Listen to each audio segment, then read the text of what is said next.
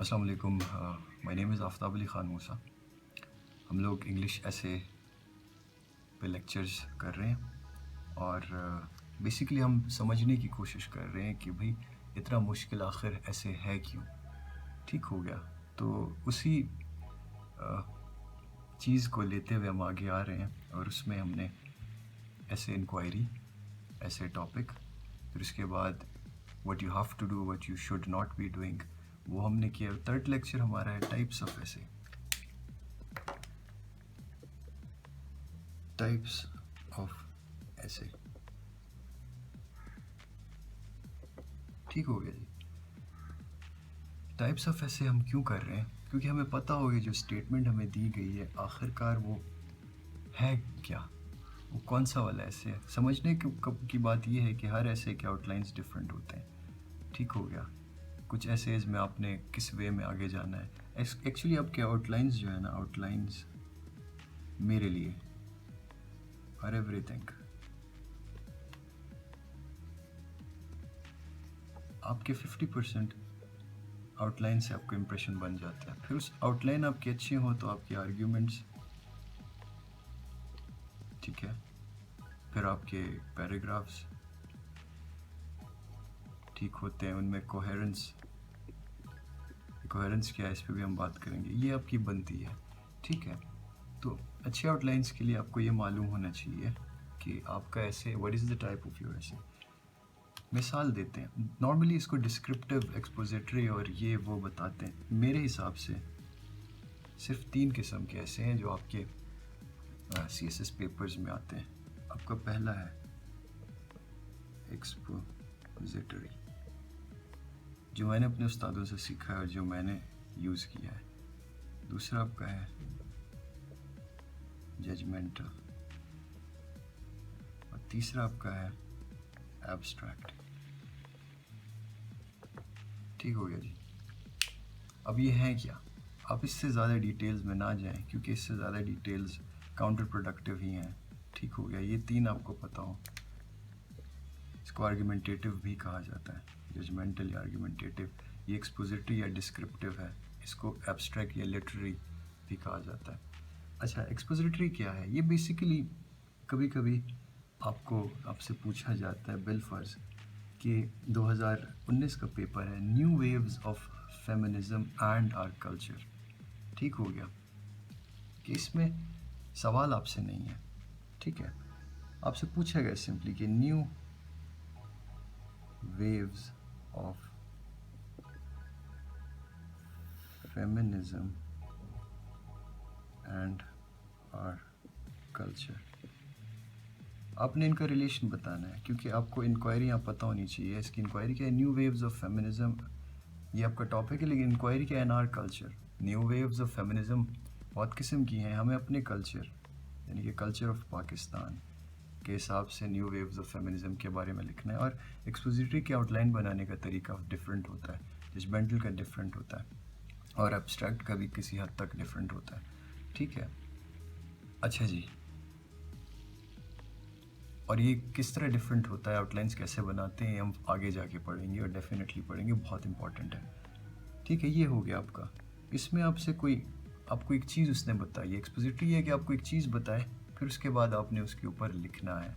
आप उस पर एनालिसिस करोगे, आप उस पर पेस्टलेट लगाओगे, आपने जैसे भी करना है। ये जो आपको दिया गया है इस पर आपने लिखना है। ठीक है, पहले इंक्वायरी समझ, new waves of feminism and our culture. इसमें ये नहीं कि मैंने कई लोगों को देखा पहले न्यू वेव्स ऑफ फेमिनिज्म पे टॉपिक्स बनाते हैं, लिखते हैं, फिर कल्चर नहीं। इसमें न्यू वेव ऑफ फेमिनिज्म का हमारे कल्चर पे क्या असरात पड़े हैं या हमारे कल्चर ने किस तरीके से इसको अडॉप्ट किया है या रिजेक्ट किया है, ये चीज़ें आप लिखोगे। आप अपने कल्चर के लेवल ऑफ एनालिसिस लगा के लिखोगे या फिर आप अपने कल्चर के ऊपर पेस्टलेट लगा के लिखोगे। There are ways to build your outlines, वो हम बात करेंगे। बेसिक चीज़ क्या, एक्सपोजिटरी में आपसे कोई सवाल नहीं होता, एक चीज़ बताई जाती है, आपने उसके ऊपर लिखना है। इसको आप एक्सपोजिटरी कहिए या डिस्क्रिप्टिव कहिए, बात एक ही है। तो ये बहुत सारी डिटेल्स में आ जाइएगा। दूसरा, क्लासरूम, ये बहुत example, classrooms decide the future of the nation। ये कहता है कि आपके जो क्लासरूम्स हैं, आपके जो स्कूल्स हैं, नॉलेज है, ठीक है, स्कूल का, वो आपका फ्यूचर डिसाइड करता है। ये आपको बता रहा है classrooms decide the future of the nation. तो आप इसके ऊपर अगर ये होता classroom decide the future of the nation question mark, या आपसे पूछता है कि do classroom decide the future of a nation, तो ये फिर आपका जजमेंटल बन जाता। किसी में सवाल हो जिसमें आपको हाँ या ना का ऑप्शन मिले, वो आपका जजमेंटल यस और नो। यहाँ पे यस, ठीक हो गया। मिसाल के तौर पे fronts lie in economic zones।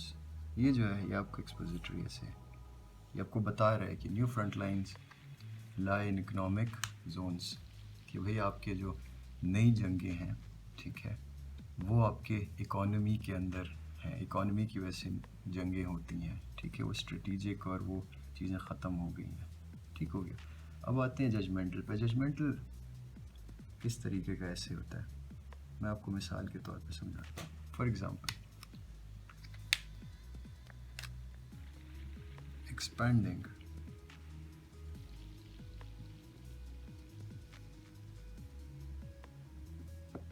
information technology colon a curse or blessing। Option, जहाँ पे आपके पास ऑप्शन आ गया, option to choose, expanding information technology a curse और अ ब्लेसिंग। इस पे आप क्या करोगे, आपसे कह रहा है, पूछ रहे कर्स या ब्लेसिंग, या आप कर्स की तरफ जाओगे या ब्लेसिंग, एक आप यू विल चूज वन।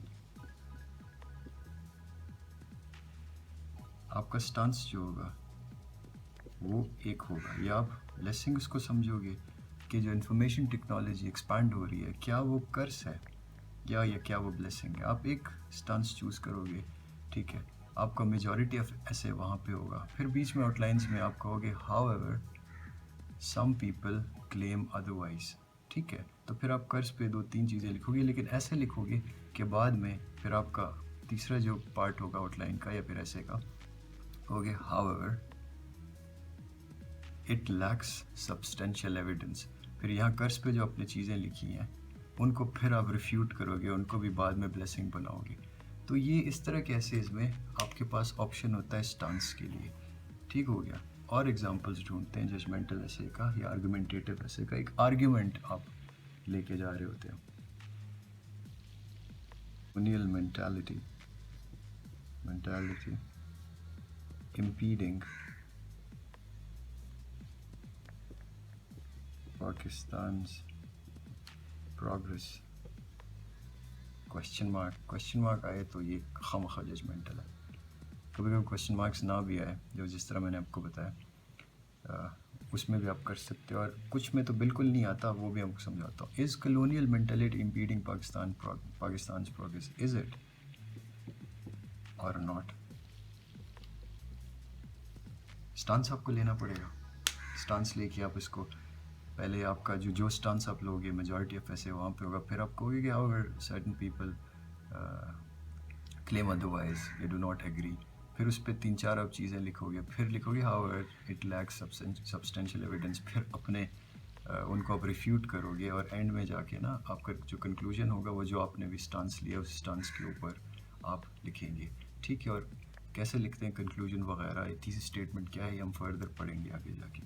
अच्छा, एक और जजमेंटल ऐसे का मैं आपको एग्जांपल देता हूँ।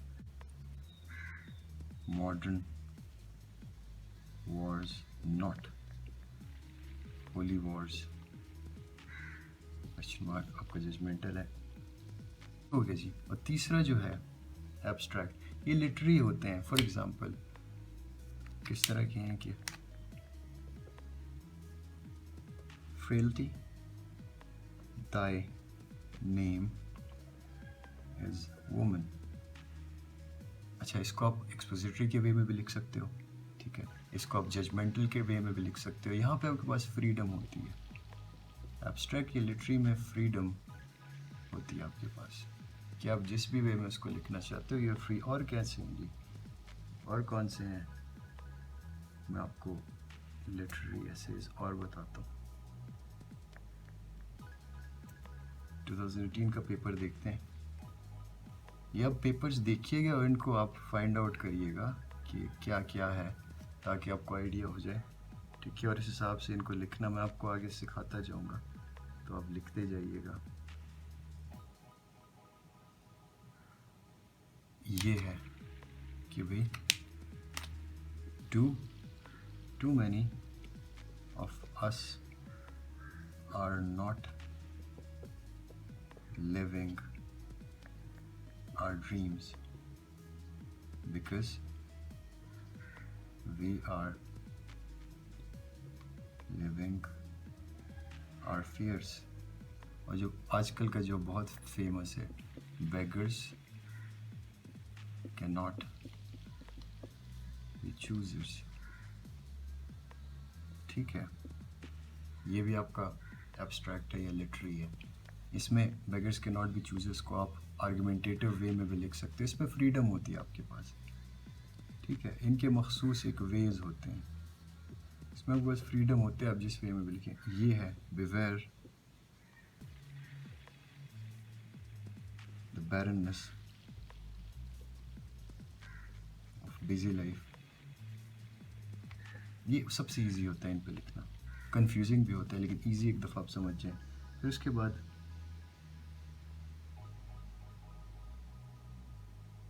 इसमें 2019 में तो और नहीं, ये आपके पीएमएस में एब्स्ट्रैक्ट बहुत आते हैं, पीएमएस में बहुत आते हैं। इसको आपको लिखना है तो आपको बहुत मज़ा आएगा। You would not right about any other topics जब आपको एब्स्ट्रैक्ट की एक दफ़ा समझ आ जाए। ठीक हो गया जी। तो इसके अलावा और पहले ऐसे में ना, पहले 2010, 8, 9 में ये बहुत आती थी, आजकल ये कम हो गई हैं।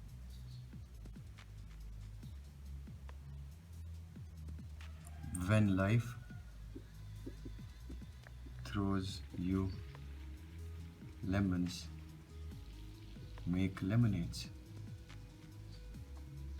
कि जब ज़िंदगी में मुश्किलात इतनी आ जाएं तो उन मुश्किलात से सीखो, उनका फ़ायदा उठाओ। तो ये आपके बेसिकली एब्स्ट्रैक्ट है। तो ये मोटे मोटे 3 आपको समझ आने चाहिए जिस पे आप अपना ऐसे लिख सकते हो। और फर्दर आगे जाके हम मज़ीद इस पे बात करेंगे लेक्चर 4-5 में कि आप कैसे लिखते हो, एक तरीका क्या होता है, एक्सपोजिटरी का क्या तरीका है, जजमेंटल का क्या है, एब्स्ट्रैक्ट का क्या तरीका है। तो उन तरीक़ों के हिसाब से आप फर्दर उनको लिखोगे। ठीक है, और मैं बताऊंगा आपको आउटलाइंस इनके कैसे डिफरेंट है, आर्ग्यूमेंट्स कैसे डिफरेंट होते हैं। ठीक है, तीस स्टेटमेंट क्या चीज़ है, वो सब हम आगे पढ़ेंगे। फ़िलहाल के लिए थैंक यू वेरी मच।